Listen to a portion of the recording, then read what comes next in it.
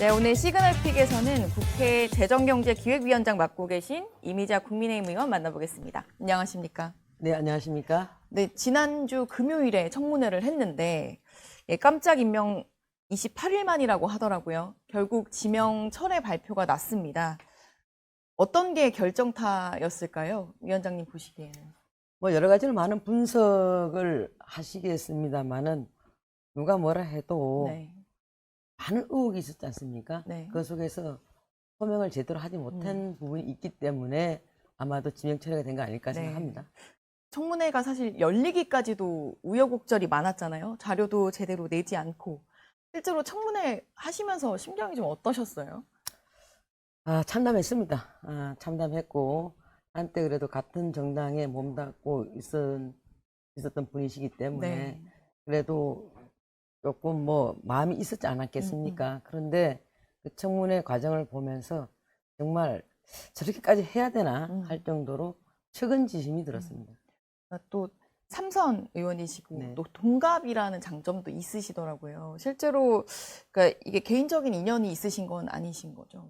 개인적인 인연이라고는 같은 정당에 몸담고 네. 있었다는 것, 그것 이외에는 뭐 친분이라든가 서로 뭐 얘기를 나눴던 그런 기억이 전혀 없습니다. 이 후보자로서는 끝까지 이제 정면 돌파를 선택한 거였는데 그날 답변하는 모습 중에서도 특히 이 의혹은 왜 이렇게 제대로 소명이 안 되나라고 생각하셨던 부분이 있을까요? 전부 다 합니다. 전부 다요. 예. 하나를 꼽기도 어려울 정도로. 예. 실제로 어제 이제 청와대에서 지명 철회를 하면서 이렇게 말씀을 하셨어요. 보수 정당 세 차례나 국회의원을 지냈지만 국민의 눈높이에 맞지 않았다라고 지적을 하면서 이제 국민 통합 인사는 계속 이어갈 거다라고 했는데 국민의힘에서는 대통령이 사과를 해야 한다라고 계속 강조하시던데 같은 입장이십니까? 참 답답합니다. 네. 국민의힘에서 삼선 의원을 지내셨다. 네. 그런데 왜 이런 부분들을 걸러내지 못했냐. 너들은 왜 그 사람을 공천줬냐. 네. 뭐 이런 얘기 그런 의도로 같은데요. 보입니다. 국회의원 선출 과정과 국무위원 선출 과정이 달라요. 네. 국무위원 선출 과정은 청문회라는 제도가 있지 않습니까? 그러면 민주당은 그렇게 잘 끌어내서 강선우 공천 비리가 나오고 김병기 사건이 터진 겁니까? 그 부분에 대해서 서로가 공격하는 건 예의가 아니라고 보고 네. 지금 그 이해훈 후보자 관련돼 가지고 저도 그 홍익표 정무수석이 얘기하는 걸 듣고 참 답답한 마음이 이루 말할 수 없었습니다. 아니 지명 철회에 대해서 무슨 뭐 명백정가를 부릅니까? 너무나 잘못된 부분이지 않습니까? 첫 번째 여러 가지 의혹이 나왔고 지명하고 난 뒤에도 네. 그다음에 보좌관 갑질 녹취 파일은 여러 가지로 여러 루트를 통해서 이게 공개가 된 거 아닙니까? 네. 그러면 그거 하나만 보더라도 당사자는 물론이고 당사자는 자진 사퇴했어야 되는 것이고 또 대통령도 지명 처리를 그때 했어야 되는 겁니다. 그럼에도 불구하고 청문회까지 가보자고 해서 밀어붙인 거 아닙니까? 네. 근데 결과가 이렇게 참담하게 끝났어요. 그렇다라고 한다면 대통령 절대적으로 사과하셔야 됩니다. 국민께. 28일 동안 국민들에게 엄청난 고통을 주셨지 않습니까? 그에 대해서 반드시 사과해야 되고 두 번째로 인사검증 시스템을 운영하고 계시는 분들 네. 이거 교체해야 됩니다. 지금 인사 참사가 이게 뭐 이번뿐만이 아니지 않습니까? 네. 얼마나 많은 분들이 일어났습니까? 그동안 뭐 또 강선우 의원님 얘기 또 해서 죄송합니다만은 강선우 여가부 장관 후보, 네. 이진숙 또 교육부 장관 후보를 비롯해서 이런 부분을 보더라도 이 인사검증 시스템이 제대로 작동 못하고 있다라는 분들이 있는 것이고 또 이와 관련돼서 여러 가지 의혹이 불거졌던 부분에 대해서는 수사가 반드시 불가피하고요. 네. 또 연세대학교에 대해서도 조사가 불가피하다고 봅니다. 그래서 대통령은 반드시 사과해야 되고 또 인사검증 시스템 교체해야 되고 네. 여기에 대해서 수사할 부분은 수사해야 된다라는 게 제 생각입니다. 알겠습니다. 일단 뭐 기획예산처도 난감할 것 같긴 한데 또 어제 청와대에서는 일단 통합인사, 보수 통합인사 계속 그 기조는 달라지지 않았다라고 이야기를 했습니다. 그럼 이번 통합인사는 실패했다 이렇게 보시나요? 대실패죠. 대실패고 사람 하나 데리고 간다고 그게 통합입니까? 저는 차라리 이해훈 후보가 본인이 지금까지 자기가 그 가지고 있었던 신념 네. 그리고 어떤 정책적 기조 이런 부분을 솔직하게 얘기하고 뭐 재정 건전성이라든가 지역 화폐에 대한 문제점 네. 이런 분들 조목조목 짚으면서 나의 그 신념 아니면 또 나의 신조 이런 부분은 바뀌지 않았다. 그럼에도 불구하고 대통합 차원에서 대통령이 나에게 지명을 했다라고 하는 것은 그런 부분을 가지고 레드팀을 운영하라는 거 아니냐. 그래서 민주당 의원님들 여러분 죄송합니다만은 나는 이런 역할을 하려고 들어가기 때문에 여기에 대해서 뭐 정책적 검증을 하시라든가 이래야 되는데 본인이 쭉 살아왔던 어떤 그런 모든 부분들을 갖다 정체성을 완전히 부인하고 새로 태어난 것처럼 그렇게 얘기를 하니 거기에 대한 신뢰가 양쪽 국민의힘도 마찬가지고 더불어민주당도 마찬가지고 뭐 조국 혁신당 말할 것도 없고 또 개혁신당도 마찬가지로 아니 이런 사람을 어떻게 신뢰해서 이 정책을 맡길 수 있겠는가 이런 부분에 대해서도 의원님들이 생각이 많이 있었던 것 같습니다. 그러니까 이 후보자가 오히려 소신을 더 밝혔다면 더 통합인사로서의 의미도 더 있었을 거다라고 말씀 주신 것 같습니다. 그렇습니다. 알겠습니다. 재경 위원장을 역임하고 계셔서 경제 현안도 좀 여쭤보고 싶은데요. 이재명 대통령이 어제 하루에만 4차례 부동산 시장과 관련된 메시지를 내놨습니다. 특히 그 다주택자 양도세 중과 유예를 이제 더 이상 하지 않겠다. 그러니까 사실상 다주택자 양도세 중과를 하겠다라는 선언인데 그러면서 이제 시장을 이기는 뭐 정부도 없지만 정부를 이기는 시장도 없다라는 메시지를 내놨어요. 참 굉장히 무서운 말입니다. 아, 정부를 이기는 시장이 없다. 도대체 이런 논리가 어디서 나왔는지 저는 모르겠습니다만 깜짝 놀랐습니다. 네. 옛날에 뭐 박근혜 대통령을 존경한다고 했더니 진짜 존경하는 줄 알더라. 이 말과 좀 같은 맥락에서 본다라고 한다면은 네. 절대로 그 문재인 정부 때 세제 관련돼 가지고 부동산 정책을 했던 분들이 실패로 끝나 부분이 있었지 않습니까? 네. 그와 관련돼서 이재명 대통령은 후보 시절에도 그렇고 공약도 그렇고 세제 가지고 부동산 정책 하지 않겠다라고 분명히 약속을 했습니다. 네. 그럼에도 불구하고 이제 취임하신 지 6개월 정도 됐나요? 벌써 말 바꾸기 하고 있지 않습니까? 물론 뭐 여러 가지로 이제 우리가 그 세수가 부족한 부분이 있다 보니까 그게 네. 궁일지책으로 그런 정책을 펼쳤다라고도 볼 수 있겠지만 한편으로는 이제 지방선거가 네. 다가오니까 이 부분에 대해서 뭐 국민의힘 지지층인 저 강남 버리고 다른 데 가서 더 많은 우리가 표를 얻기 위해서 그렇게 한 거 아니냐라고도 볼 수 있겠지만 저는 이 정책은 또 실패한다고 볼 수밖에 없는 게 똘똘한 채 한 채 갖고 있던 집 한 채 갖고 있는 분들이 대부분 보게 되면 이제 고령자나 은퇴자 이런 분들은 네. 이게 집 한 채가 다예요. 여기다가 세금 폭탄 내리면 이 사람들 어떻게 살아가라는 얘기입니까? 그리고 또 세금 폭탄을 그렇게 때리면은 집을 팔 수가 없잖아요. 그랬을 경우에 집 팔고 나서 다른 데로 이사 갈 수가 없지 않습니까? 그랬을 경우에 거주 이전의 자유도 지금 제한되는 거예요. 그런데다가 또 자기가 정말 열심히 노력해갖고 뭐 LH라든가 이런 데 저가 주택 하나 이제 그때 당시 받아갖고 지금까지 쭉 보유해 왔는데 네. 이 사람들은 어떡하란 말입니까? 그래서 저는 이 정책이 문재인 정부 때 왜 실패했는지를 한번 되돌아보고 공급을 어떻게 해서 늘려서 이 부분들을 갖다가 좀 해소시켜 줄 수 있을 것인가에 대한 그게 좀 연구를 하셔라. 저는 그렇게 주장하고 싶습니다. 부동산 시장을 세제로 접근하지 말라라는 그렇습니다. 말씀을 예. 대통령이 이제 머니무브를 많이 강조했는데 자연스럽게 이제 코스피 5천 이야기도 여쭤봐야 할 것 같아요. 코스피 5천을 돌파했고 이제 대통령이 그 주가 누르기 방지법 같은 것들을 추진해야 한다라고도 이야기를 하셨는데 이 코스피 5천은 어떻게 보십니까? 코스피 5천을 달성한 거에 대해서는 네. 뭐 국민 한 사람으로서 그걸 갖다가 뭐 환영하죠. 네. 환영하는데 다만 이제 코스피 5천이 어떻게 달성됐는가를 좀 조목조목 분석을 해보게 되면은 지난해에 우리 그 코스피 총 영업이익이 300조에 달했다고 합니다. 네. 이제 올해에 반도체 하나만 가지고도 이 올해 영업이익을 갖다 전망하는 게 전망치가 한 50조에서 100조 정도는 달할 거다라고 하니까 네. 자연적으로 이제 주가 상승된 건 맞는 것이고 아까 우리 그 사회자님께서도 머니무브에서 말씀하셨는데 개인 투자자들이 네. 지금 이제 현대자동차나 이런 데서 로봇 산업에 뛰어들고 있지 네. 않습니까? 그러니까 테마 주가 상승이라든가 이런 부분에 좀 올라타는 것도 있고 네. 또 뭐 미미합니다만은 그래도 이제 그동안 우리가 배당소득 분리 과세라든가 네. 이런 정책적 변화 이런 걸 이제 전체적으로 그렇죠. 봤을 때 코스피 5천에 다다랐다라고 분석은 됩니다만 다만 이제 여기서 이제 걱정되는 것은 이 코스피 지수가 우리가 이 4천에서 5천 이렇게 올라갈 때 보게 되면은 네. 우리가 3,300일 때는 대부분 보면은 여러 종목들이 골고루 이제 이렇게 올랐거나 이렇게 하는 분들이 있었는데 네. 지금은 반도체 한 종목만이 쏠려 한 있다. 1,000포인트 네. 정도를 갖다가 올려놨거든요. 그러면 잘 아시다시피 반도체 같은 경우에는 굉장히 부침이 심한 그런 그 비즈니스 사업이거든요. 그러다 보니까 이익이 많이 나게 되면 또 그만큼 설비 투자를 많이 해야 되고 설비 투자를 많이 하는 속에서 또 공급이 많이 늘어나게 되면 또 가격이 떨어지는 거고 이렇게 있을 때에 오는 또 그런 그 변동으로 인한 우리 또 주가 하락 걱정도 굉장히 또 걱정이 되는 분들이 있습니다. 그래서 여러 가지로 봤을 때 지금 마냥 좋아할 수만은 없다라는 게 제가 또 걱정하는 부분이고요. 또 실제로 수출하는 것과 우리 통화량 증가량에 비해서 이게 너무 속도가 가속도가 붙어 있다. 그러다 보니까 여기서 오는 또 불안정도 있는 것이고 어저께인가 보니까 안도걸 의원님이 그런 얘기 해놓으셨더라고요.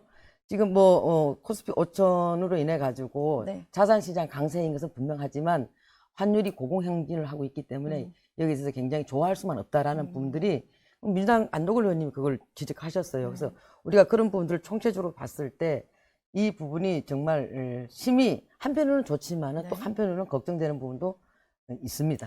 알겠습니다. 당 내부 상황도 좀 여쭤보겠습니다. 장동혁 대표가 이제 8일간의 단식을 마치고 현재 회복 중인데요. 근데 단식 마지막 날 이제 박근혜 전 대통령의 방문이 있었습니다. 당시 당에서는 전혀 모르고 있었던 건가요? 전혀 몰랐습니다. 저도 장동혁 대표가 좀 걱정이 돼서 저도 단식한 사례를 여러 번 봤고 저도 노동운동을 했기 때문에 또 단식에 대해서는 좀 어느 정도 좀 알고 있는 분들이 많이 있지 않겠습니까? 근데 장동혁 대표의 단식은 정말로 FM 단식이었습니다. 진짜 물만 넘기고 단식을 했는데 소금도 몸에서 안 받으니까 그래서 다 토하고 막 그런 걸 보다 보니까 굉장히 걱정이 되고 단식 7일째 됐을 때는 저렇게 놔둬서는 뇌 손상이라든가 여러 가지 걱정이 되기 때문에 우리 의총에서 의원들이 단식 중단 그 촉구하고 그랬는데도 본인이 원체 그 완강히 이제 거부를 하고 이 단식의 본질적인 내용은 우리 그 강선우 의원을 비롯한 민주당의 어떤 그 공천비리 특검과 그다음에 또 전재수 전 장관의 어떤 그런 비리 연루 문제로 인한 통일교 게이트 문제 이거 특검 받아라는 거 아니겠습니까? 이게 주 목적이기 때문에 이 부분이 한 발도 앞으로 나가지 못하는 상황에서 장동혁 대표가 이 그 단식을 거둘 수는 없다는 입장이 매우 매우 셌습니다. 그러다 보니까 이걸 어떻게 할 것이냐. 근데 박근혜 대통령이 그 현장 오실 줄은 저는 정말 몰랐고 다만 이제 8일째 되니까 정말 이제 이 건강에 문제가 심히 올 것 같으니까 이걸 어떻게 좀 중단할 수 있을까 여러 의원들이 고민을 했습니다만은 아마 우리 그 유영아 의원님께서 이 상황을 보고 너무 안타깝고 어떻게 할 수가 없으니까 아마 대통령께 말씀드려서 대통령이 오셔서 이렇게 이제 중단할 수 있도록 만들어 주신 게 아닌가 싶습니다.